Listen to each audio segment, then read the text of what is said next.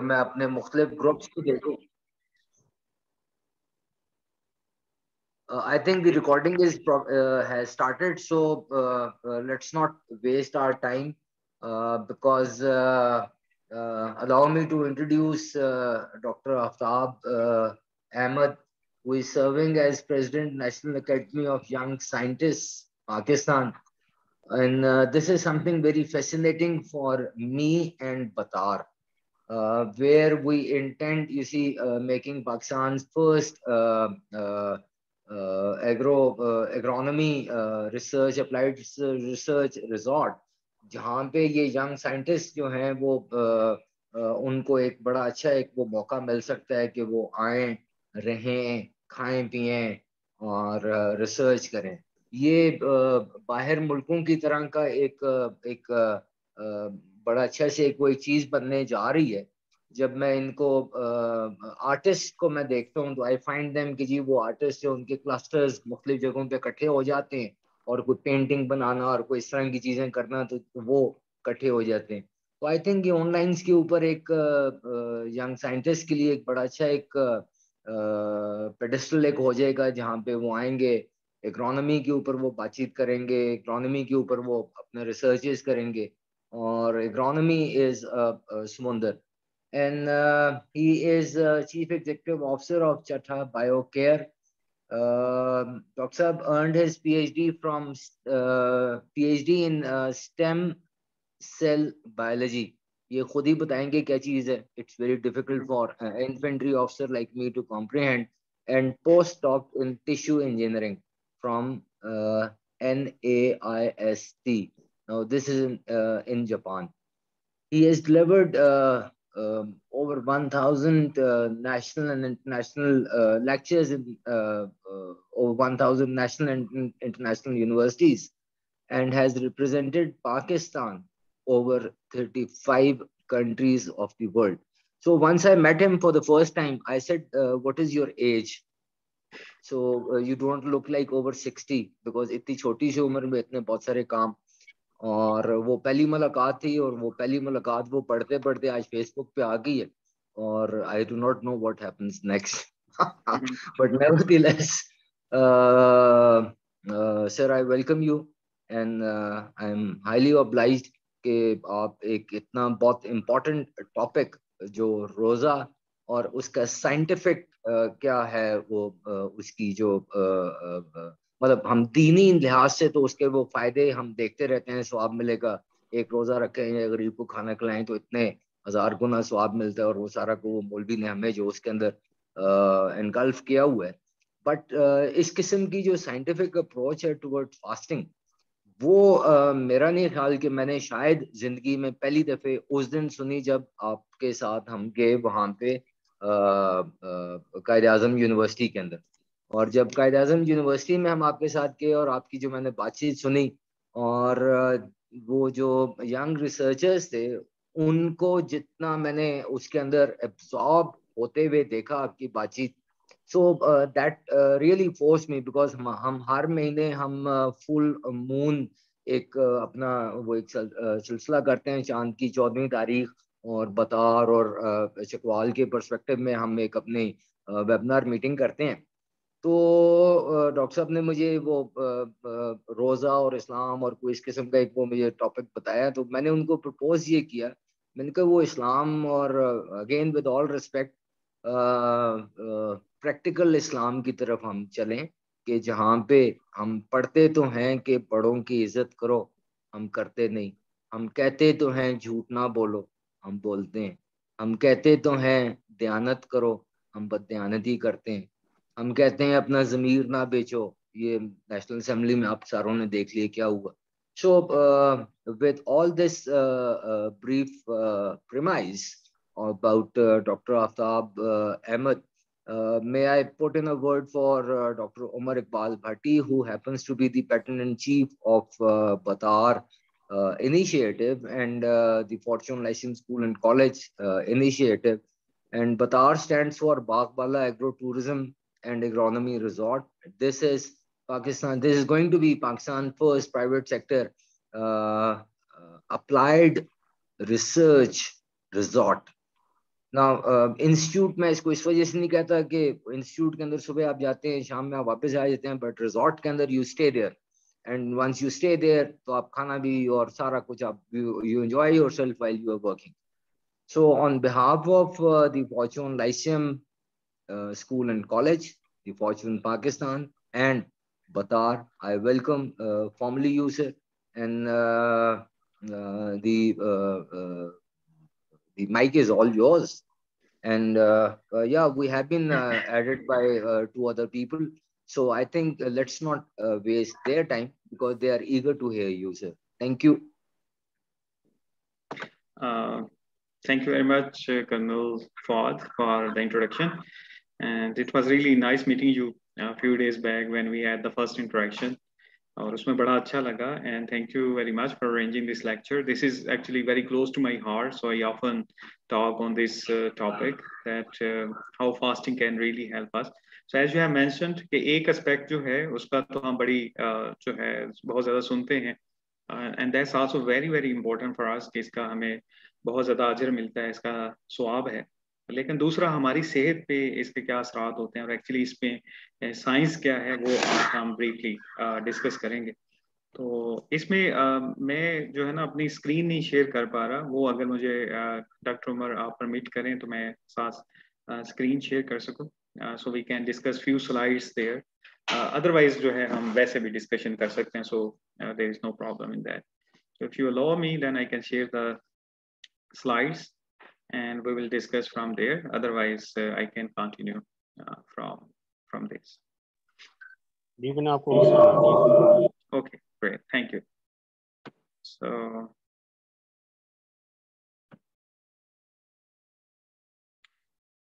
जी इसमें हम जो है ब्रीफली डिस्कस करते हैं कि साइंस इसके पीछे क्या है. रमज़ान अभी गुजरा, आज 16वां रोज़ा है, तो आप सब इससे इन सारी चीज़ों से जो है वो बहरामंद हो रहे होंगे कि जी हम इसके जो स्पिरिचुअल एस्पेक्ट्स हैं उससे भी हमें बेनिफिट हो रहे हैं, और इसके अलावा इसमें जो बॉडी में हम चेंजेस लेके आ रही हैं उससे भी हमें इससे फायदा हो. तो रिलीजन में as we mentioned earlier in our lectures कि रिलीजन जितने भी हैं सारे रिलीजन जो हैं उसमें रोज़ा है. हम अगर इवन प्री हिस्ट्री में जाएं, हिंदुइज्म में अगर हम बात करें या बुद्धिस्ट में बात करें, जो उनके मॉन्क्स भी थे या हिंदुइज्म में जो हैं उनके इबादत करने वाले, वो सारे फास्टिंग करते थे. उसके बाद अगर हम रिलीजन्स की बात करें, जो किताबी मज़ाहब हैं, जूडाइज़म की अगर हम बात करें, क्रिश्चियनिटी की बात करें, तो उसमें भी रोज़े हैं, उनमें भी रोज़े रखे जाते हैं, प्रैक्टिस है. ऑल्दो वो उस तरह से अब नहीं रखते, लेकिन एक उनमें भी रोज़ों का सिलसिला मौजूद है. और इस्लाम में भी अल्लाह ताला कुरान पाक में भी इसके बारे में आयत मौजूद हैं कि हमें रोज़े रखने चाहिए. और ये भी कहा गया है, जैसे कुरान पाक में सूरह बकरा में है कि या अय्युहल्लज़ीना आमनू कुतिबा अलैकुमुस्सियाम कमा कुतिबा अलल्लज़ीना मिन क़ब्लिकुम लअल्लकुम तत्तक़ून, कि तुम पे रोजे फर्ज किए गए हैं ईमान वालों, जिस जिस तरह के तुमसे पहले लोगों पे फर्ज किए गए थे, ताकि तुम परहेजगार बनो. तो ये एक रोजा ऐसी प्रैक्टिस है जो कि प्री हिस्ट्री में भी मौजूद है, और उसके बाद अगर हम हिस्ट्री की बात करें तो उसमें भी मौजूद है. इसमें इसकी एक लंबी डिस्कशन है, चलें हम उसको आज शॉर्ट करते हैं. वो हम प्री हिस्ट्री में नहीं जाते कि उस वक्त रोजे की क्या कैफियत होती थी, और ये हमारी जेनेटिक्स में एक्चुअली शामिल है.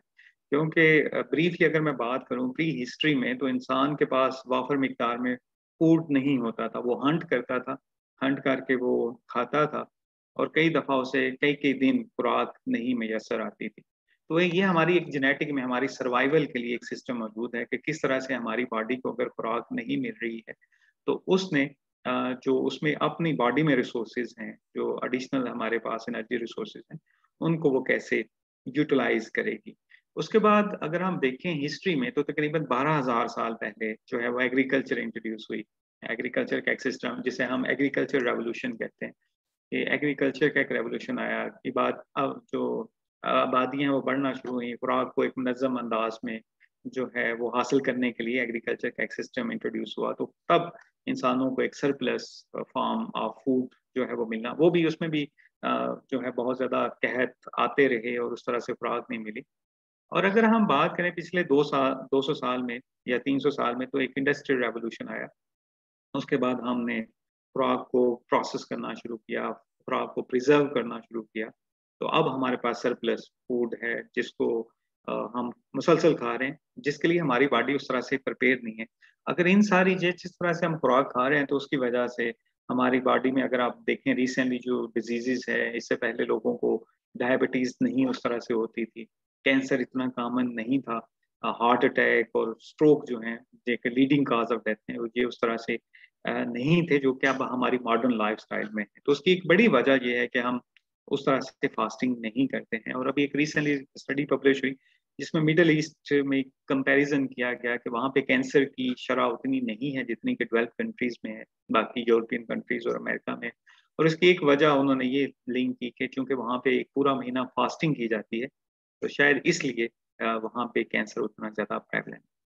तो अगर हम जो जितनी भी मॉडर्न डिजीजेज हैं, जिस तरह से मैंने बात की है, कैंसर की बात की है, कार्डियोवैस्कुलर डिजीजेज की बात की है, हाइपरटेंशन बहुत कॉमन है, स्ट्रोक बहुत कॉमन है, डायबिटीज बहुत कॉमन है। तो इन सारी जो मॉडर्न डिजीजेज हैं, इनका इलाज ये है कि हम रोजे रखना शुरू हो जाएं, क्योंकि फास्टिंग में इन सारी बीमारियों का सोल्यूशन मौजूद है। वो किस तरह से मौजूद है, ये आज हम साथ साथ ब्रीफली इसको डिस्कस करें। तो ये मैंने रिलीजन्स की बात की, इसके अलावा ये जो अभी प्लेटो की एक कोट है कि आई fast for greater physical and mental efficiency, कि मैं ये भी बिफोर क्राइस्ट जो ग्रीक फिलोसफर था वो भी कहता है कि मैं रोजे रखता हूँ ताकि फिजिकली और मेंटल एफिशिएंसी जो है उसको मैं अपने बढ़ा सकूँ। तो इस लाइक इट्स वेरी कॉमन, और ये स्लाइड में मैं ये बताना चाह रहा हूँ कि इवन जो पिरामिड्स हैं उसमें जो राइटिंग्स कुछ मिली हैं उसमें भी जो है वो फास्टिंग का जिक्र मौजूद है। ये एक चार्ट है जिसमें बताया गया है कि दुनिया के मुख्तलिफ रीजन में रोजे की जो लेंथ है दैट इज डिफरेंट। जैसे नॉर्थ पोल में अगर देखें जो कंट्रीज है नॉर्थ की तरफ, वहाँ पे ये तकरीबन 20-21 आवर्स का है, और जो साउथ में है ऑस्ट्रेलिया अर्जेंटीना वहाँ पे ये 10 आवर्स का है। मुझे जो इंस्पिरेशन मिली, मैंने एक मीटिंग में गया जापान में ही बैक इन 2011, वहाँ पे मेरी मुलाकात जो है वो प्रोफेसर वाल्टर लोंगो के साथ हुई। तो he was a very much passionate about fasting. उसकी सारी रिसर्च जो थी, he is now serving as a professor in University of Southern California. तो उसमें उसने बताया कि fasting is very very helpful for the person. उसने जितनी उस पर रिसर्च की, जो अभी मैं कुछ स्लाइड्स में आपको बताने में चाह रहा हूँ, तो इन सारी रिसर्च ने हमें बताया कि fasting is very helpful for our body, for our brain. और इसको हम ब्रीफली, तो उससे मुझे मोटिवेशन मिली कि I should also like study more literature, और इसको मुझे इन्वेस्टिगेट करना चाहिए। तो इस पे मैंने इन्वेस्टिगेशन शुरू की। तो इस स्लाइड में आप देखेंगे कि अगर हम सिंपल ऑर्गेनिज्म की बात करते हैं जैसे कि बैक्टीरिया है, जो कि एक सिंगल सेल पे मुश्तमिल होते हैं, इस चार्ट में आप देखेंगे कि अगर उसे हम नॉर्मल डाइट देते हैं तो उसकी लाइफ जो है वो 36 आवर्स के लिए होती है। जबकि अगर हम उससे फास्टिंग करवाते हैं, उसकी स्टारवेशन करवाते हैं, तो उसकी लाइफ 36 की बजाय 72 नहीं बल्कि 72 आवर्स से भी बढ़ जाती है, 84 आवर्स, यानी उसकी लाइफ डबल हो जाती है फास्टिंग की वजह से। दूसरी, हम यीस्ट कॉमनली यूज करते हैं, हमारे जो ब्रेड्स होते हैं उसमें भी हम यीस्ट यूज करते हैं, बेकर्स यूज, जिसे सैक्रोमाइसिस सेरेसी कहते हैं। इसको अगर हम फीड करते हैं नॉर्मल, जैसे हम लेबोरेटरीज में भी ग्रो करते हैं, तो इसकी लाइफ जो है तकरीबन 15 डेज है, और इसकी लाइफ 40 डेज से बढ़ जाती है अगर हम इसकी स्टारवेशन करवाते हैं। ये सिंपल ऑर्गेनिज्म यानी यूनिसेलुलर ऑर्गेनिजम्स की हम बात करते हैं। उसके बाद हम अगर वर्म्स की बात करते हैं, सी एलिगन्स है ये, उसको अगर हम कंट्रोल डाइट पे रखते हैं तो उसकी आप लाइफ देख सकते हैं कि अराउंड 25 डेज है। लेकिन अगर उसको हम फास्टिंग पे ले जाते हैं तो उसकी लाइफ 35 डेज हो जाती है, यानी फास्टिंग से उम्र रसीदगी का अमल जो है वो स्लो डाउन हो जाता है। इसी तरह से अगर हम ऑर्गेनिजम्स की बात करते हैं, फॉर एग्जांपल इस स्लाइड में अगर आप देखें तो हमने माउस में स्टडी जो की है उसकी ये स्लाइड है। उसमें आप देखेंगे कि अगर वो नॉर्मल खुराक जिस तरह से रूटीन में खाते हैं, हम भी खाते हैं, या उस माउस को हम देते हैं, तो उसमें डिजीज जो आती हैं वो भी डिले नहीं होती, यानी जो उम्र के साथ डिजीजेज आना शुरू हो जाती हैं, जैसे जोड़ों के दर्द शुरू हो जाते हैं, हाइपरटेंशन शुरू हो जाती है, डायबिटीज शुरू हो जाती है, उनकी जो डिजीजेज हैं वो भी नॉर्मली उसी रूटीन में आती हैं, और जिंदगी में भी इजाफा नहीं होता, लाइफ टाइम एक्सटेंशन नहीं होती। लेकिन जब हम उन्हें फास्टिंग करवाते हैं, 13 घंटों की हम उन्हें फास्टिंग करवाते हैं, तो उससे बीमारियां भी डिले हो जाती हैं, और उम्र रसीदगी का जो अमल है वो भी स्लो डाउन हो जाता है, और उसकी उम्र में भी इजाफा हो जाता है। इसी तरह से अगर हम उसे लंबे ड्यूरेशन के लिए फास्टिंग करवाते हैं, यानी सिर्फ 3 घंटे के लिए उसे हम खाना खिलाते हैं और 21 आवर्स के लिए हम उसे फास्टिंग करवाते हैं, तो एक तो बीमारियों का अमल रुक जाता है और दूसरा जो है उसकी ज़िंदगी में भी इज़ाफ़ा हो जाता है। एक्चुअली ये सारी चीज़ें कैसे होती हैं, अब मैं इसकी थोड़ी-सी साइंस आपके साथ शेयर करता हूँ कि एक्चुअली साइंटिफिकली ये सारा अमल किस तरह से होता है। तो साइंस ये होती है कि जब हम फास्टिंग करते हैं, तो उसका एक बड़ा जो साइंटिफिकली प्रूफ है, वो ये है कि हमारी बॉडी में जितना भी उम्र रसीदगी का अमल होता है, उसके पीछे one of the reason is the stem cells, जिसमें मैंने पीएचडी भी की। कर्नल साहब पूछ रहे थे कि स्टेम सेल्स क्या होते हैं? स्टेम सेल्स वो सेल्स होते हैं जो कि हमारी सर्वाइवल के लिए बड़े ज़रूरी होते हैं। मसलन हमारे सेल्स जो होते हैं जिस्म के, वो मसलसल उनकी डेथ हो रही होती है। हमारी जो स्किन सेल्स हैं इनकी उम्र 4 हफ्ते होती है। हमारे जो आरबीसीज़ हैं सबसे ज़्यादा हमारी बॉडी में होते हैं, उनकी तादाद तकरीबन 23 ट्रिलियन होती है और उनकी एज जो है वो 120 डेज़ होती है, उसके बाद वो डेथ हो जाते हैं। तो millions of cells are dying each second, और उन सेकंड्स को उस उन सेल्स को रिप्लेनिश करने के लिए हमारे पीछे जो हैं वो स्टेम सेल्स होते हैं, जो अपने जैसे सेल्स भी बनाते हैं और मैच्योर सेल्स भी बना रहे होते हैं।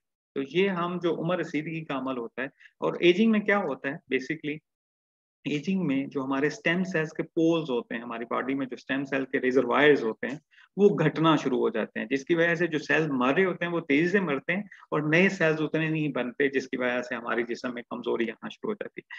तो फास्टिंग की वजह से एक बड़ा इफेक्ट ये होता है कि जो हमारे स्टेम सेल्स हैं बॉडी में, वो बढ़ना शुरू हो जाते हैं, जिसकी वजह से हम एजिंग का जो प्रोसेस है उसको हम स्लो डाउन कर सकते हैं। ये भी स्लाइड में इसी तरह से दिखाया गया है कि हम अगर अपने दफ़ाई निज़ाम को भी मज़बूत करना चाहते हैं, तो हमें फास्टिंग करना होगी, जिससे हमारा दफ़ाई निज़ाम जो है वो ज़्यादा एक्टिव। एक्चुअली होता ये है कि जब हम फास्टिंग करते हैं, तो हमारे जो बॉडी के सेल्स हैं, ये अभी मैं एक स्लाइड में आपको दिखाऊँगा। एक बहुत अच्छा जो प्यारा मैकेनिज़्म इसमें होता है, वो है ऑटोफेजी, उसे हम कहते हैं। ऑटोफेजी में होता ये है कि हमारे जो बॉडी में वेस्ट मटेरियल होता है, वेस्ट सेल्स होते हैं या सेल्स के अंदर जो वेस्ट ऑर्गेनेलीज़ होते हैं, जो कि एक सेल्स में पड़े रहते होते हैं, जो सेल के फंक्शंस को भी डिस्टर्ब करते हैं। उसको हम जो है वो लाइज़ करते हैं, उनको डिस्ट्रॉय करते हैं, और उसके जो कंपोनेंट रिलीज़ होते हैं, वो बॉडी जो है, चूँकि बॉडी में एनर्जी की ज़रूरत होती है, तो वो अमीनो एसिड्स और वो जो ग्लूकोज़ होता है, वो बॉडी उसको यूटिलाइज़ कर पाती है। जिसकी वजह से स्टेम सेल्स को एक सिग्नल जाता है कि अब जो है ना नए सेल्स बनाने की ज़रूरत है। तो वो फिर तेज़ी से जो है वो अ, आना शुरू हो जाते हैं। तो इस स्लाइड में मैं ब्रीफली आपको बताऊँगा कि अगर फास्टिंग जो है इसमें मैकेनिज़्म क्या है। मेनली हम इसी स्लाइड पे फ़ोकस करेंगे कि अगर हम फास्टिंग करते हैं तो हम डायबिटीज़ को कंट्रोल कर सकते हैं। Diabetes is a common problem Pakistan में। मैं मुख्तलिफ फोरम्स पे बताता रहता हूँ कि तकरीबन हमारी 26.3% पॉपुलेशन जो है, अडल्ट पॉपुलेशन जो है वो डायबिटीज़ का शिकार है। बेसिकली उसमें ग्लूकोज़ का जो कंसंट्रेशन होती है वो ज़्यादा हो जाती है। इंसुलिन की जो कंसंट्रेशन है वो भी सर्कुलेशन में ज़्यादा हो जाती है, और इसका सबसे बेहतरीन हल ही फास्टिंग है, क्योंकि फास्टिंग जब हम करते हैं तो इंसुलिन का लेवल भी ड्रॉप होता है। इंसुलिन के लेवल पे ड्रॉप होने की वजह से हम फैट का जो हमारी बॉडी में रिजर्वायर है उसको हम यूटिलाइज कर पाते हैं। तो इस तरह से हम डायबिटीज को और डायबिटीज से रिलेटेड जितनी कॉम्प्लिकेशन है उसको बड़ी हद तक कंट्रोल कर सकते हैं। इसमें मैं खास तौर पे बताऊंगा कि हम ये टाइप 1 डायबिटीज की बात नहीं कर रहे। Type 1 diabetes is a different disease. हम टाइप 2 डायबिटीज की बात करें, क्योंकि टाइप 1 डायबिटीज में आपको इंसुलिन की ज़रूरत होती है, और उसमें डॉक्टर यही रिकमेंड करते हैं कि आप फास्टिंग नहीं करें, क्योंकि उसमें आपको मसलसल ग्लूकोज़ की भी ज़रूरत होती है और इंसुलिन की भी ज़रूरत होती है। फिर हम अपने इम्यून रिस्पॉन्स को बेहतर कर सकते हैं। ये मैंने जो पिछली स्लाइड में बताया कि इम्यून सेल्स को हम अच्छे तरीके से नंबर उसका बढ़ा सकते हैं थ्रू फास्टिंग। और जो मैं ऑटोफेजी की बात कर रहा था, कि सेल्स के अंदर जितने भी वेस्ट मटेरियल्स होते हैं, हमारी बॉडी के अंदर जितने भी वेस्ट मटेरियल्स होते हैं, उनको हम रिमूव कर सकते हैं फास्टिंग के अमल से। वो इस तरह से रिमूव होते हैं कि सेल्स के अंदर जो एक्स्ट्रा ऑर्गेनेलीज होते हैं, वो भी डिस्ट्रॉय हो जाते हैं। वो अपने कंपोनेंट में हम उन्हें जो है वो कन्वर्ट कर सकते हैं, और उस तरह से वो बॉडी का हिस्सा बनना शुरू हो जाते हैं। तो इस तरह से सेलुलर लेवल पे रिजुविनेशन हम उसे कहते हैं, कि सेल्स भी दोबारा से रिजुविनेट हो जाते हैं। हमें इस प्रोसेस के ज़रिए हम कर सकते हैं। इसके अलावा हम इससे वेट लूज़ कर सकते हैं। वेट लूज़ के लिए बहुत ज़्यादा लोग कोशिश करते हैं कि अपना वेट लूज़ कर सकें। लेकिन जो सबसे ज़्यादा ऑथेंटिक वे हो सकता है आपके लिए वेट लूज़ करने के लिए, वो फास्टिंग है। और उसमें मैं बताऊँ कि पाकिस्तान में नहीं है। पाकिस्तान में तो रोज़ों से पहले आप अगर आपका वज़न जो है 65 केजी है, तो उसके बाद 70 केजी तक पहुँच जाता है। तो पाकिस्तान में हम उस तरह से फास्टिंग नहीं करते हैं, जिस तरह से हमें करनी चाहिए। फिर हम कार्डियोवैस्कुलर फ़ंक्शन को, जिस तरह से मैंने बताया कि कार्डियोवैस्कुलर डिसीज़ेज़ जो हैं लीडिंग कॉज़ ऑफ डेथ हैं पूरी दुनिया में। तकरीबन 33% डेथ्स जो हैं वो कार्डियोवैस्कुलर डिसीज़ेज़ की वजह से होती हैं। तो हम अपने हार्ट की फंक्शनैलिटी को बहुत ज़्यादा इम्प्रूव कर सकते हैं। अब वो इस तरह से, क्योंकि शुरू में बॉडी जब हम फास्टिंग करते हैं तो वो सारा ग्लूकोज़ जो है वो यूटिलाइज़ कर लेती है। उसके बाद जो फैट्स के हमारी बॉडी में रिजर्वायर्स होते हैं। हमारी बॉडी में मैं आपको बताता चलूँ कि अगर आपका वज़न 70 केजी है तो उसमें 15 केजी के करीब हमारी बॉडी में फैट मौजूद होती है, जो कि बहुत रिच सोर्स ऑफ एनर्जी है। तो वो फिर हम जैसे ही ग्लूकोज़ खत्म होती है तो हम फैट यूटिलाइज़ करना शुरू कर देते हैं, और फैट से हम कीटोन बॉडीज़ बनाते हैं, जो कि हमारी कार्डियोवैस्कुलर हेल्थ को ओवरऑल इम्प्रूव करती है। तो इस तरह से हम अगर कार्डियोवैस्कुलर हेल्थ को इम्प्रूव करना चाहते हैं, तो उसके लिए भी हमें फास्टिंग करना होगा। एंटी एजिंग का अमल होता है कि हम, जिस तरह से मैंने सिंपल ऑर्गेनिज्म में भी आपको बताया, बैक्टीरिया में, यीस्ट में, सी एलिगन्स में, माउस में, इन सारों को अगर हम फास्टिंग करवाते हैं तो उनकी उम्र जो है वो बढ़ना शुरू हो जाती है। इसी तरह से ह्यूमन में भी अगर हम फास्टिंग करते हैं तो हमारे में जो लाइफ स्पैन है हमारी वो बढ़नी शुरू हो जाती है। इसके अलावा ब्रेन फंक्शन जो है वो बहुत ज़्यादा बढ़ना शुरू हो जाता है। ख़ास तौर पे मैं 2 चीज़ें यहाँ पे बताऊँगा कि ब्रेन के लिए एक हमारे यहाँ एक फैक्टर है, brain drive neurotrophic factor BNDF। उसकी प्रोडक्शन जो है, जो साइंटिफिक स्टडीज़ हुई हैं वो बढ़ जाती है। ये ब्रेन को प्रोटेक्ट करता है, ब्रेन के नंबर ऑफ सेल्स को इम्प्रूव करता है। आप अगर कहेंगे, साइंटिस्ट से पूछेंगे तो वो कहेंगे कि ब्रेन के सेल्स जो हैं वो नंबर कांस्टेंट रहता है। लेकिन फास्टिंग एक ऐसा मैकेनिज़्म है जिससे हमारी ब्रेन के सेल्स का नंबर जो है वो भी बढ़ना शुरू हो जाता है। तो फास्टिंग इसलिए बहुत ज़्यादा हेल्पफुल। दूसरा, मैंने बताया ग्लूकोज़ से भी ज़्यादा प्रेफ़र करता है ब्रेन कीटोन बॉडीज़ को, तो वो उसी सूरत में सिर्फ़ रिलीज़ होती हैं जब हम फ़ास्ट करते हैं। जब हम फ़ास्टिंग करते हैं, कीटोन बॉडीज़ जो हैं वो हमारे ब्रेन में जाती हैं। मैं यहाँ पे ये मिसाल देता हूँ, जिस तरह से ग्लूकोज़ को आप ये समझ लीजिए बॉडी के लिए डीज़ल है, और कीटोन बॉडीज़ जो हैं वो पेट्रोल है। पेट्रोल से उतना ना धुआँ निकलता है, ना उस तरह से आलूदगी होती है जिस तरह की डीज़ल वाली जो है। तो ये एक बड़ा क्लीन सोर्स ऑफ एनर्जी है हमारे ब्रेन के लिए, और ब्रेन जो है उसकी फंक्शनैलिटी को एनहांस हम कर सकते हैं। ब्रेन में जो सिनैप्टिक कनेक्शंस हैं वो बढ़ जाते हैं, एंटीऑक्सिडेटिव प्रॉपर्टीज़ जो हैं वो बढ़ जाती हैं। हमारे जो माइटोकॉन्ड्रिया है, माइटोकॉन्ड्रियोजेनेसिस का अमल जो है वो शुरू हो जाता है। तो ब्रेन की ओवरऑल फंक्शनैलिटी जो है वो फास्टिंग की वजह से हम एनहांस कर सकते हैं। इस तरह से हम कोलेस्ट्रॉल जो है वो भी यूटिलाइज़ हो जाता है फास्टिंग की वजह से, उसका मिकदार जो है वो भी कम होना शुरू हो जाती है, और इस तरह से हम कोलेस्ट्रॉल को भी कंट्रोल कर सकते हैं। हमारी स्ट्रेस जो है, ये देखा गया है, चूँकि फास्टिंग में हमारे हार्मोन इस तरह से रिलीज़ होते हैं हमारी बॉडी में कि वो स्ट्रेस को काफ़ी हद तक जो है वो कम कर देते हैं। तो इस तरह से अगर हमने स्ट्रेस को रिड्यूस करना है तो उसके लिए भी हमें फास्टिंग करना है। इन्फ्लेमेशन ये होती है कि हमारी बॉडी में जो एजिंग का एक मैकेनिज़्म है उसमें इन्फ्लेमेशन का बहुत ज़्यादा रोल होता है। तो इन्फ्लेमेशन 2 तरह की होती है, एक बैड इन्फ्लेमेशन होती है जो कि बॉडी खुद से अपने ऑर्गन्स को डिस्ट्रॉय करना शुरू करती है। एक अच्छी इन्फ्लेमेशन होती है जो कि हमारी रिपेयर के लिए बड़ा ज़रूरी है। कोई भी इंटरनल इंजरी होती है या एक्सटर्नल इंजरी होती है, वहाँ पे इन्फ्लेमेशन होती है ताकि उसको रिपेयर किया जा सके। तो जो क्रोनिक इन्फ्लेमेशन है उसको हम बड़ी हद तक कंट्रोल कर सकते हैं जब हम फास्टिंग करते हैं। वो इसलिए कि हम अपने इम्यून सिस्टम को भी बेहतर कर रहे होते हैं एक साइड पे, और दूसरा हम अपनी बॉडी को भी रिजुविनेट कर रहे होते हैं। तो इन्फ्लेमेशन जो है उसको हम कम कर सकते हैं। हमारी नींद बेहतर हो जाती है। बहुत ज़्यादा स्टडीज़ अवेलेबल हैं कि ब्लड प्रेशर को, सबसे इफेक्टिव वे ब्लड प्रेशर को जो है कंट्रोल करने का, दैट इज़ फास्टिंग। और सबसे एंड पे मैं बताऊँगा इस स्लाइड में जो है कि हम कैंसर के रिस्क को बहुत ज़्यादा हद तक कम कर सकते हैं। वो इसलिए क्योंकि कैंसर जो है वो, उसे बहुत ज़्यादा एनर्जी चाहिए होती है। वो ग्लूकोज़ को बहुत ज़्यादा लाइक करता है, और बहुत ज़्यादा डायग्नोस्टिक मेथड्स ऐसे हैं जिसमें हम ग्लूकोज़ को यूज़ करते हैं एज़ ए मार्कर के ट्रेस करने के लिए कि बॉडी में कहाँ-कहाँ कैंसर मौजूद है।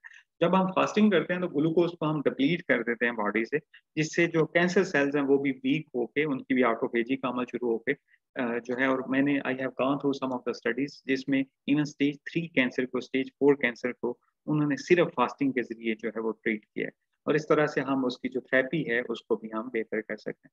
हमारे जो बायो रिदम है, बायोलॉजिकल जो रिदम है, जिसे हम बायोलॉजिकल क्लॉक कहते हैं बॉडी को, बॉडी का, उसको हम बेहतर कर सकते हैं फास्टिंग, क्योंकि हम पे सुबह उठते हैं, हमें जो है रात और दिन का सही मानों में पता चलता है, जिससे हम बायोलॉजिकल क्लॉक जो है हमारी बॉडी का उसको हम बेहतर कर सकते हैं। और इस स्लाइड में मैंने दिखाया है कि जो मैंने पहले बात कर रहा था कि ग्लूकोज जो है वो अप जाती है जैसे हम खाना खाते हैं, और ये जब प्रोसेस होता है तो कीटोन बॉडीज जो हैं वो प्रोड्यूस नहीं होती। लेकिन जब हम फास्टिंग करते हैं तो ग्लूकोज अप नहीं होती, और जब ग्लूकोज तकरीबन 8 से 12 घंटे बाद जो है डिप्लीट हो जाती है, तो फिर फैट जो है वो बर्न होना शुरू हो जाते हैं और वो कीटोन बॉडीज बनाते हैं। कीटोन बॉडीज जो हैं वो जो है उनका जब बॉडी में कंसंट्रेशन ज़्यादा होती है तो बॉडी की एफिशिएंसी ओवरऑल जो है वो बेहतर होना शुरू। तो ओवरऑल अगर हम बात करें from hair to toe, brain से हम होते हुए कार्डियोवैस्कुलर सिस्टम की बात करें, हम अपनी फैट की, हम मसल्स की, इंटेस्टाइन की, किसी भी, और लिवर की, किसी भी ऑर्गन की अगर हम बात करते हैं, तो देयर आर लाइक ये जितनी भी फाइंडिंग्स हैं दैट आर साइंटिफिक फाइंडिंग्स, कि अगर हम फॉर एग्जांपल ब्रेन में बात करें तो हमारी जो है कॉग्निशन, हमारी फैसला करने की जो है अहलियत बढ़ जाती है, न्यूरोट्रॉफिक फैक्टर उसमें प्रोड्यूस होते हैं, सिनेप्टिक प्लास्टिसिटी इंप्रूव होती है, माइटोकॉन्ड्रिया का बायोजेनेसिस होता है, और resistance to injury and disease होता है। तो ये सारी चीज़ें हम तभी हासिल कर सकते हैं जब हम फास्टिंग करते हैं। एक शुरू में ख्याल था जी लोगों का कि फास्टिंग करने से इंसान कमज़ोर हो जाता है और फास्टिंग से शायद इंसान करेगा तो उसकी डेथ ही हो जाएगी। ऐसा बिल्कुल नहीं है। मैंने जिस तरह से बताया कि हमारी बॉडी में तकरीबन जो है एक्स्ट्रा 60,000 किलो कैलोरीज जो हैं वो मौजूद होते हैं। तो तकरीबन हम महीना और 40 दिन तक हमें कुछ भी असर नहीं होता। हम सिर्फ पानी भी पीते रहें तो हमारी बॉडी में ये अहलियत होती है कि वो उतनी एनर्जी जितनी हमें बॉडी में चाहिए होती है वो सप्लाई मसलसल करती है। इसकी मैं मिसाल मुख्तलिफ फोरम्स पे देता हूँ। जैसे पेंगुइन्स हैं, उसमें मेल पेंगुइन जो है वो तकरीबन जो फीमेल जो है वो एग ले करती है तो उसके पास वो मौजूद रहता है, तो तकरीबन 110 डेज की फास्टिंग करता है, और उस फास्टिंग में वो कुछ भी नहीं खाता। उसमें तकरीबन 15 से 20 केजी उसका वेट लूज होता है, जो कि मेनली फैट होती है जो कि लूज होती जाती है, और उसके बाद वो जब नॉर्मल वापस रूटीन में आता है तो उस फैट को दोबारा से गेन कर लेता है। लेकिन उसके साथ साथ जितने भी इसके फायदे होना होते हैं वो होना शुरू हो जाते हैं। फॉर एग्जाम्पल एक बड़ा फायदा ये होता है, ग्रोथ फैक्टर्स जो हैं वो हमारी बॉडी में रिलीज करते होते हैं, जिससे ओवरऑल हमारी बॉडी की जो ग्रोथ है वो बेहतर होना शुरू हो जाती है। And it's very expensive. अगर आप बाहर से ग्रोथ फैक्टर डालें तो मिलीग्राम क्वांटिटी जो है that also cost you hundreds of dollars, और वो नेचुरली हम जो है फास्टिंग के जरिए ग्रोथ फैक्टर प्रोड्यूस है ना। ये ऑटोफेजी का जी एक स्लाइड है जिसमें मैंने ये बताने की, ये सेल है एक एक, एक खुलिया, हमारी बॉडी में तकरीबन 30 ट्रिलियन ऐसे सेल्स मौजूद होते हैं। तो हर सेल में कुछ डिग्रेडेड मटेरियल होता है जो कि डिग्रेड होना होता है, लेकिन वो सेल में मौजूद होता है। जब हम फास्टिंग करते हैं तो फिर ऑटोफैगोसोम बनता है, लाइसोसोम से साथ मिलके ये डिस्ट्रॉय होता है, इसके कंपोनेंट रिलीज होते हैं और बॉडी इसको यूटिलाइज कर देती है। तो इससे हम कैंसर से भी बच जाते हैं, और जो सेल में अंदर टॉक्सिसिटी मौजूद होती है उससे भी हम बच जाते हैं। ये कुछ मेरी स्टडीज हैं जिसमें मैंने स्टारवेशन पे जो है काम करना शुरू किया, जिसमें पहले स्टडीज जो थी वो माउस पे थी। माउस में ये था कि हमने कुछ माउस को स्टारवेशन करवाई, कुछ को हमने नॉर्मल डाइट पे रखा। जिनको हमने स्टारवेशन कराई, जब हमने उनको स्ट्रेस दी तो जो स्टार्व थे वो बिल्कुल उनकी लाइफ जो है वो नॉर्मल रही, लेकिन जो नॉर्मल खुराक खा रहे थे जब हमने उनको स्ट्रेस दिया तो उनकी डेथ हो गई। तो आप इससे अंदाजा लगा लीजिए किस तरह से जो फास्टिंग है वो हमें स्ट्रेस से बचा रही होती है, हमारी बॉडी को ये प्रोटेक्ट कर। ये एक और स्टडी हमने की कि स्टारवेशन से हम कैंसर की थेरेपी को बहुत ज़्यादा जो है वो बेहतर कर सकते हैं। और यहाँ पे मैं एक बात आपके साथ शेयर करता चलूँ कि अगले 5 से 10 सालों में जितना इस पे तेज़ी से काम हो रहा है, कैंसर की थेरेपी में एक लाजमी जुज़ जो होगा वो फास्टिंग होगा, क्योंकि जो थेरेपी के साइड इफ़ेक्ट्स हैं उसको भी हम प्रोटेक्ट कर रहे होते हैं, और कैंसर को जो किल करने के लिए भी जो है ये बहुत यूज़फुल होता है। तो ओवरऑल जो है ये फास्टिंग की वजह से हम कैंसर के रिस्क को भी तकरीबन 60 इवन स्टडी रिसेंटली पब्लिश हुई है बॉस्टन में, न्यूयॉर्क अमेरिका में, जिसमें उन्होंने कहा है कि अगर आप 7 डेज के लिए फास्टिंग करते हैं तो कैंसर का रिस्क जो है वो तकरीबन 60 to 70% तक कम हो जाता है। तो इससे आप, और these are the scientific studies which are publish. फिर एक और स्टडीज है जिसमें मुख्तलिफ हवालों से देखा गया कि अगर आप बॉडी वेट को लूज करना चाहते हैं, अपने ओवरऑल जो आपकी ओबेसिटी है उसको ख़त्म करना चाहते हैं, ब्लड प्रेशर को ख़त्म करना चाहते हैं, कोलेस्ट्रॉल को लो करना चाहते हैं, इन सारों को अगर बेहतर करना चाहते हैं तो आपको फास्टिंग करनी चाहिए। फिर मैं इन स्लाइड्स में ब्रीफली आपको बताऊं कि दुनिया में अब फास्टिंग को एज ए थेरेपी यूज किया जा रहा है। मसलन ये जो एक है लेक बेकाल है रशिया में, उसके साथ एक टाउन है विच इज कॉल्ड गोरिया चिनिस। तो गोरिया चिनिस में पूरा एक सेंटर बना हुआ है, 1930 से ये काम कर रहे हैं, और उन्होंने जो उनका डाटा अवेलेबल है जो 100 ईयर्स का भी उन्होंने पब्लिश किया है, तो वो कहते हैं कि हम सिर्फ फास्टिंग से 2/3 यानी 2/3 ऑफ जो डिजीजेस हमारे पास पेशेंट्स आते हैं सिर्फ फास्टिंग से ही हम खत्म करते हैं। और खास तौर पे जो एलर्जीज, ऑटोइम्यून डिजीज और जो क्रोनिक पेन के पेशेंट्स होते हैं उसको हम बहुत ज़्यादा इम्प्रूव कर सकते हैं। इसके अलावा जर्मनी में एक सेंटर है जी, ओबरलिंगन। इनका ये पूरा एक सेंटर है that also treat the patient on the basis of fasting. ये फास्टिंग करवा के ही उन पेशेंट को इम्प्रूव करने की कोशिश करते हैं। यहाँ पे एक और मैं बात करता चलूँ कि now is becoming a common practice. ये जो चैरिटी हॉस्पिटल है बर्लिन में, ये यूरोप का सबसे बड़ा पब्लिक सेक्टर हॉस्पिटल है। इन्होंने एक पूरा डेडिकेटेड वार्ड रखा है आप, जहाँ पे फास्टिंग की बेसिस पे वो ट्रीटमेंट करते हैं, और तकरीबन 500 पेशेंट इनरोल करते हैं हर साल, जिनको फास्टिंग की बेसिस पे जो मुख्तलिफ डिजीजेज हैं उनको ट्रीट किया जा रहा है। इसके अलावा कैंसर की थेरेपी के हवाले से Norris comprehensive cancer care hospital जो है यूनिवर्सिटी ऑफ सदर्न कैलिफोर्निया के साथ ये एफिलिएटेड है। यहाँ पे अभी इन्होंने ट्रायल शुरू किए हैं जिसमें पेशेंट्स को फास्टिंग करवाते हैं और साथ साथ उसकी थेरेपी करते हैं, और आउटकम उसका बहुत बेहतर है। इसलिए मैंने कहा कि अगले 5 से 10 सालों में आप पूरी दुनिया में देखेंगे। इससे पहले डॉक्टर जो थे दे वर नॉट कन्विंस्ड कि जी आपको फास्टिंग करवानी चाहिए पेशेंट, लेकिन we also had discussion Pakistan में। मैं बहुत ज़्यादा कैंसर हॉस्पिटल में गया और उनसे डॉक्टर से वो कहते हैं पेशेंट पहले ही मर रहा है, आप उसे फास्टिंग करवा के मजीद मारना चाहते हैं। बल्कि अब जो साइंटिफिक एविडेंस वो इस तरफ बहुत ज़्यादा शिफ्ट हो रहे हैं। अगर हमने कैंसर का इलाज करना है तो उसमें फास्टिंग बहुत ज़्यादा हेल्पफुल है। फिर एक ट्रू नॉर्थ हेल्थ सेंटर है कैलिफोर्निया में, सैन फ्रांसिस्को के साथ। They also treat the patient on the basis of fasting. Hypertension का, डायबिटीज़ का, कैंसर का ये इलाज जो है वो फास्टिंग मदद से करें। तो ओवरऑल जो हमारी सारी डिस्कशन थी उसका हासिल यही है कि फास्टिंग जो है वो हमारी बॉडी के लिए बहुत ज़्यादा हेल्पफुल है।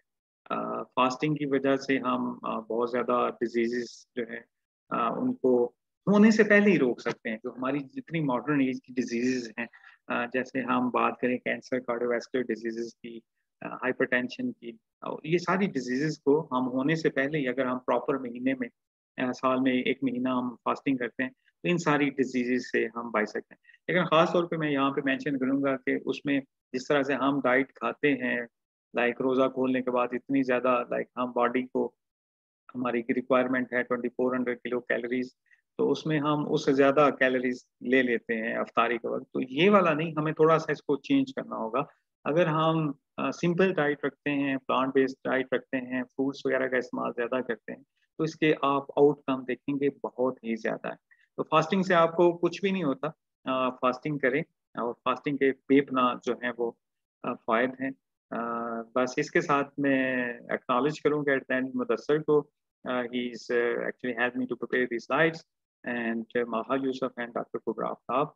और इसके साथ मैं इसको एंड करता हूँ। एक छोटी सी हमने डिस्कशन की, इसमें अगर आपके कोई क्वेश्चन हो तो I will be happy to answer those question.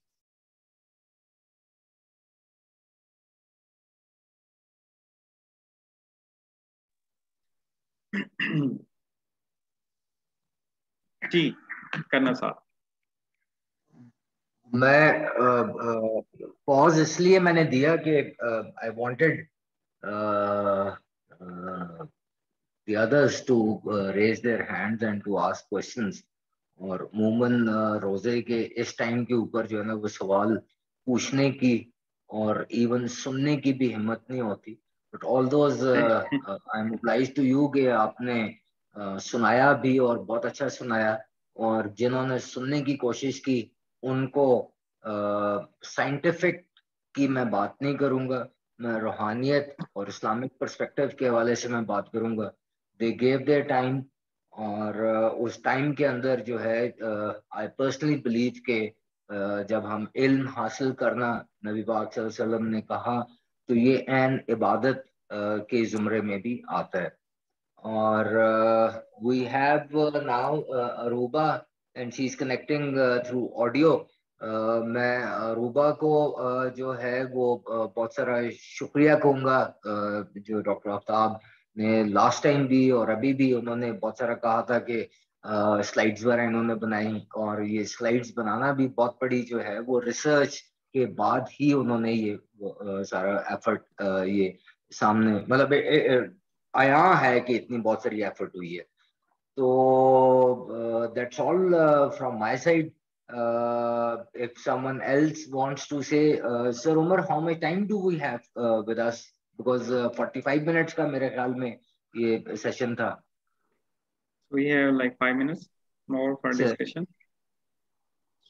Ji doctor साहब, मेरा एक क्वेश्चन है कि ये आपने थोड़ा सा इसको भी देखा है कि जो ड्यूरेशन है, मतलब हाउ वी डिक्लेयर के फास्ट कब स्टार्ट हो जाता है, यानी कि इसके बेनिफिट्स कितने घंटे के बाद वो समझे कि स्टार्ट हो जाती है, कोई ऑप्टिमम ड्यूरेशन की? जी जी, इसमें ये है कि जो स्टडीज हैं, अकॉर्डिंग टू दो स्टडीज, 8 आवर्स के बाद जो है वो बॉडी में ग्रोथ फैक्टर्स जो हैं वो आना शुरू हो जाते हैं। ग्रोथ फैक्टर्स जो हैं they are very important for the growth of our body. जैसे अगर हम बात करें लॉन्गजेविटी का, कि हमारी उम्र रसीदगी के अमल को हम कैसे रोक सकते हैं और उम्र में इजाफा कैसे कर सकते हैं, तो उसमें के लिए ग्रोथ फैक्टर्स जो हैं दे आर वेरी इंपॉर्टेंट, जो हमारी ग्रोथ करवाते हैं, हमारी बॉडी के सेल्स की ग्रोथ करवा रहे होते हैं। वो normally they start producing after 8 hours. हमारी जो बॉडी में अगर जो ग्लूकोज डिप्लीशन है, that depends on your activities as well, but normally 12 hours के बाद जो है ग्लूकोज जो है हमारी बॉडी में वो कम होना शुरू हो जाती है, और उसकी मिकदार को पूरा करने के लिए जो है वो ग्लूकोनियोजेनेसिस का एक अमल होता है, और दूसरा जो फैट जो है वो बर्न होना शुरू होती है ग्लिसराइड्स में, ट्राइग्लिसराइड्स और फैटी एसिड्स में, और वो फिर जो है they ultimately converted into ketone bodies. तो ये अमल तकरीबन 12 घंटे के बाद शुरू हो जाता है। जो अब वेस्ट में प्रैक्टिस है, दे गो फॉर इंटरमिटेंट फास्टिंग, वो से कहते हैं। इंटरमिटेंट फास्टिंग में वो तकरीबन 16 से 18 घंटे की फास्टिंग करते हैं, और जो बाकी विंडो होती है उसमें वो खाते पीते हैं। तो नॉर्मली इसके जो ऑप्टिमल बेनिफिट जो साइंस कहती है वो यही है कि अगर आप फास्ट करते हैं, नॉर्मली हमारा रोज़ा भी इतना ही लेंथी होता है, हम नॉर्मली आप जैसे पाकिस्तान में तकरीबन 16 घंटे का रोज़ा रखते हैं, तो 16 आवर्स में you have much of the benefits of the fasting. लेकिन उसमें ये है कि जो ज़्यादा कॉमन प्रैक्टिस जो यूरोप में ट्रीटमेंट के लिए की जा रही है, उसमें ये होता है कि normally they go for fasting for between 3 to 21 days। वो इतनी ड्यूरेशन के लिए वो फास्टिंग करवाते हैं, और जो इंटेंसिव फास्टिंग करवाते हैं लाइक फॉर द 3 days, उसमें वो वाटर बेस्ड करते हैं कि आप फास्टिंग करें, और जो फास्ट ओपन करते हैं वो सिर्फ वाटर से करते हैं। आप सिर्फ वाटर ले रहे होते हैं, और आप 3 दिन तक मुसलसल जो है वो फास्टिंग करते हैं।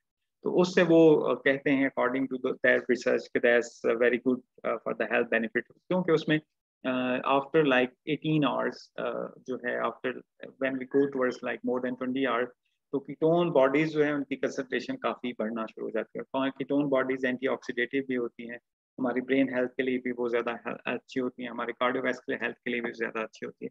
तो ये जो लंबा जितना आप ड्यूरेशन के लिए रखते हैं, पहले मुझे लगता था कि जो लोग सहरी के लिए नहीं उठते उनका एक रोज़ा जो है वो एक मिजरेबल कंडीशन में वो रहते हैं। तो अब मुझे लगता है कि वो एक अच्छा रोज़ा है उसमें अगर आप नहीं, सहरी करनी चाहिए, दैट्स बेनिफिशियल। लेकिन अगर आप लॉन्ग टर्म उसके बेनिफिट्स लेना चाहते हैं, तो जितना आप इसे एक्सटेंड करेंगे उतना ही आपके लिए ज़्यादा हेल्पफुल होता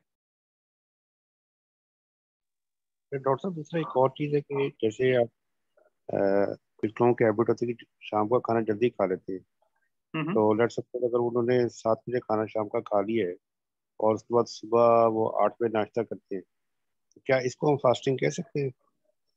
ये एक्चुअली जो जब हम स्लीप में होते हैं, तो हमारी ओवरऑल जो देखिए हम जो एक्टिविटीज परफॉर्म कर रहे होते हैं, वो फास्टिंग के जुमरे में इसलिए नहीं आती क्योंकि स्लीप में हमारे बहुत ज़्यादा ना हम चल फिर रहे होते हैं, हमारी एनर्जी का लेवल जो होता है वो हाई रहता है, उस तरह से एनर्जी कंज्यूम नहीं हो रही होती बॉडी ना। ब्रेन, क्योंकि ब्रेन सबसे ज़्यादा एनर्जी यूज़ करता है, तकरीबन हमारी बॉडी में 20 to 25% जो एनर्जी होती है वो ब्रेन यूज़ कर रहा होता है।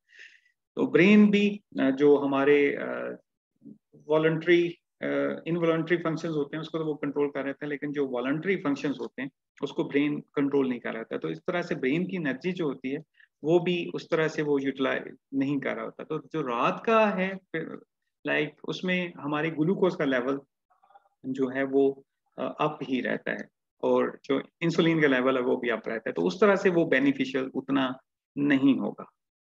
जो हम डे क्या होता है वो ज़्यादा बेनिफिशियल होता है, क्योंकि दिन में हम वो सब बहुत ज़्यादा एनर्जी, हम फॉर एग्जांपल बातें करने में भी एनर्जी लग रही है, इसको सोच रहा हूँ मैं, बातें कर रहा हूँ, हाथों को हिला रहा हूँ, इन सारों में जितने हम काम कर रहे होते हैं उसमें एनर्जी लग रही होती है।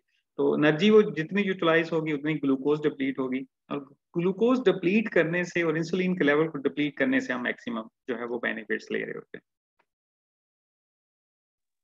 डॉक्टर साहब, एक और चीज़ अभी जैसे आपने जिक्र किया कि जो मुझे एक तो एक साहब ने बताया था कि शहरी अगर खाएं तो उसका सेहत पे बहुत ज़्यादा बेनिफिशियल इफेक्ट होता है। इवन वो कह रहे थे कि कुछ मरीज हैं वो इस तरह भी सेहतयाब हो गए कि उनकी बड़ी क्रिटिकल कंडीशन थी, मगर वो सिर्फ उनको कहा गया कि शहरी के टाइम पे आप खाया करें, यानी खाने का टाइम आप शहरी के उस वक्त रखें, और वो ठीक हो गए। तो सही। ये इस बारे में आप क्या आपका ओपिनियन है? जी जी, उसमें देखिए जो है एक तो शहरी के टाइम में हमारा बायोलॉजिकल क्लॉक जो है वो एक सेट होना शुरू हो जाता है, और दूसरा इसका बेनिफिट ये है कि शहरी के टाइम जितना अर्ली हम खाते हैं, जितना हम विंडो बढ़ा लेते हैं अगले खाने के दौरान। पहले देखिए साइंस बहुत तेज से चेंज हो रही होती है, पहले हम बहुत ज्यादा फैट के जिस तरह से खिलाफ थे कि जी फैट हमारे लिए बड़ी खतरनाक है, अब वो भी चेंज हो रहा है। अब साइंटिस्ट ये कहते हैं कि शुगर एक्चुअली जो है दैट्स द मेन कल्प्रेट, जो हमारी डाइट में हम बहुत ज्यादा एक्सटेंसिवली यूज कर रहे हैं। ये एक वाइट पॉइजन है जो कि हमारी बॉडी को पॉइजन करना शुरू हो जाती है, और वो उसके हमारे लॉन्ग टर्म इफेक्ट्स होते हैं। तो वही जो हमारी फास्टिंग होती है, मैंने जिस तरह से बताया, जो वेस्ट में प्रैक्टिस करवाते हैं वो 16 to 18 आवर की इंटरमीडिएंट फास्टिंग होती है, जिसमें आप अर्ली जो है वो ब्रेकफास्ट करते हैं अर्ली इन द मॉर्निंग। जैसे हम इस्लाम में हम बाकायदा से रोजे रखते हैं, तो हम जो है फजर से पहले सहरी करते हैं, और उसके बाद हम जो है वो मगरिब के बाद अफ्तारी करते हैं। तो ये कितना विंडो है जिसमें आप मैक्सिमम बेनिफिट्स उसके ले सकते हैं। I'll also welcome Dr. Adnan Ali. He's a very fine scientist from Germany. Recently completed his PhD in cancer biology. So I'm also very much thankful for joining the session today. Although we are going to finish because I have another meeting that is going to start very soon. So I have to rush for that. Thank you so much, Dr. Aftab. I would just like to add one or two sentences very shortly. Sure. Thank you so much for this presentation. The only thing is what I would as it is actually, I have also worked in my PhD project on intermittent fasting. And my area of line was actually to decipher the role of intermittent fasting in the context of fatty liver disease and liver cancer.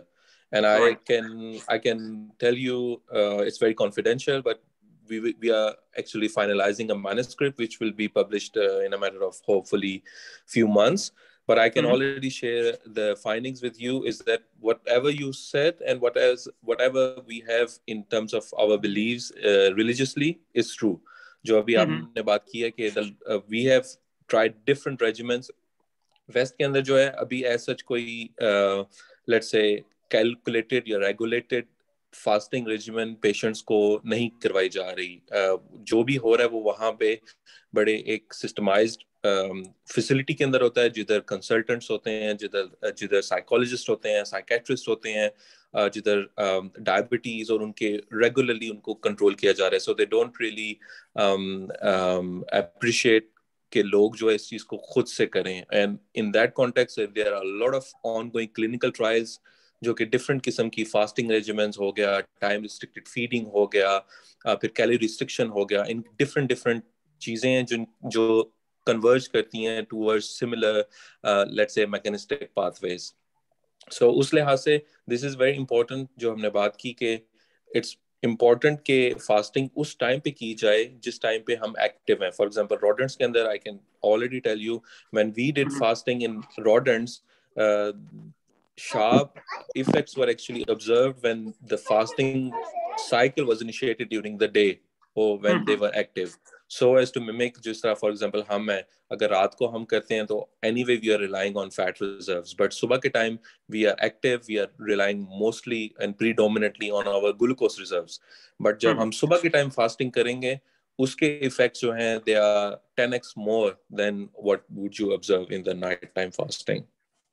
but it's very very interesting topic, and it's unfortunate कि scientific community ने इसके ऊपर पहले से इतना ज़्यादा जो है वो workout नहीं किया, लेकिन in the last 5-10 years I think more and more research has been done, और I can already tell you कि 2021 में सबसे ज़्यादा जो follow किया गया था US के अंदर regimen वो intermittent fasting है, which already tells us that there's a lot of new things coming up in this field. Thank you so much for your feedback. That's really very important. और हम इस पे further कुछ इंशाल्लाह ताला I'll call you and we will have further discussion. And it's really helpful. Like this is how we can like increase our understanding. जो आपने तो practically ये सारा काम किया है, तो it will be definitely more helpful. हम जो जिस तरह से information convey कर सकते हैं. So thank you very much, and I'm very much looking forward for your manuscript. जैसे ही वो publish हो, let me know. तो हम इंशाल्लाह ताला वो भी findings आपकी share करेंगे. Thank you very much for sharing those findings with us, and thank you very much Dr. Umar and Colonel Hanif Fawad for arranging this session. इंशाल्लाह ताला हम future में भी और जो पतार का है एक program that's very much actually helpful for the young scientist community. तो इंशाल्लाह ताला जो हम इससे पहले भी डिस्कशन की कि हम इसको विजिट भी करते हैं और हम देखते हैं कि हम किस तरह से इसमें कोलैबोरेट कर सकें. मैं actually I have to go for another meeting. ये अब तारीख का टाइम भी करीब आ रहा है, so I will leave now. तो इंशाल्लाह ताला हम इस डिस्कशन को कंटिन्यू रखेंगे. Thank you doctor. Thank you. Allah हाफिज़. जी हाफिज़.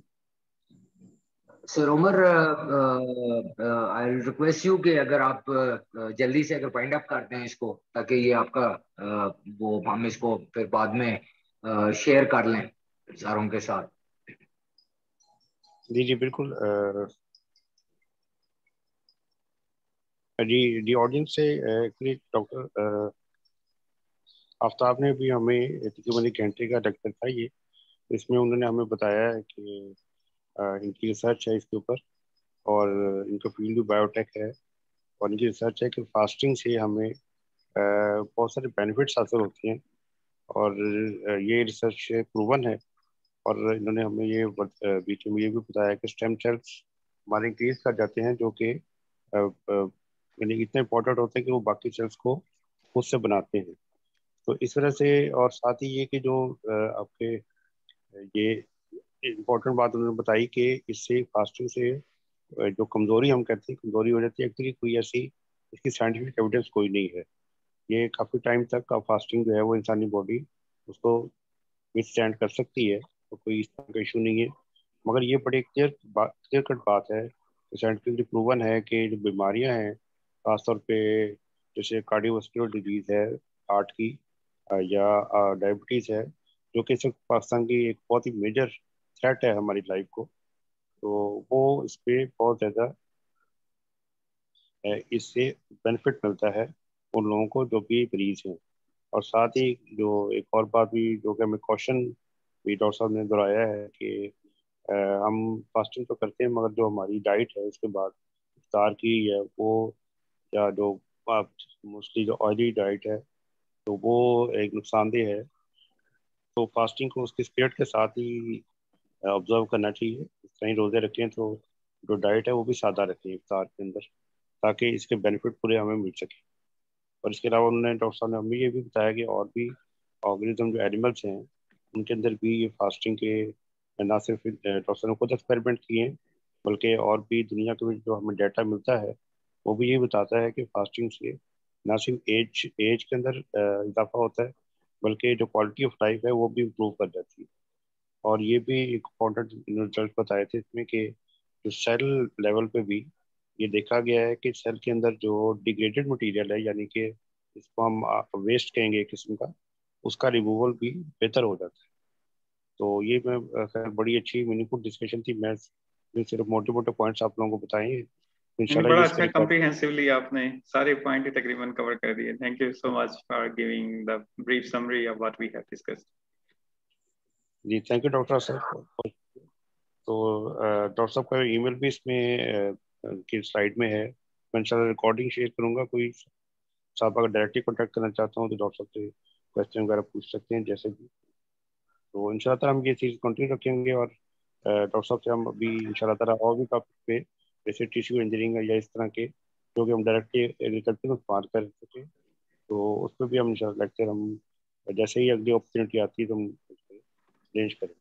तो डॉक्टर साहब बहुत बहुत शुक्रिया और पार्टनर आपका भी बहुत बहुत शुक्रिया। अगर आप लोग कोई क्वेश्चन पूछना चाहते हैं तो आप डॉक्टर साहब को ईमेल कर दीजिएगा, या मैंने अपनी ईमेल भी इस पे चैट में डाल दी है, आप वहाँ पे मुझे ईमेल कर दें तो हम डॉक्टर साहब को ऐसे इसके बारे में रिप्लाई दे देंगे इंशाल्लाह। ठीक है जी, thank you very much everybody, have a nice day and have a good iftar. Allah हाफिज। अल्लाह हाफिज। Right. Thank you, everyone. Thank you for your time. Thank you.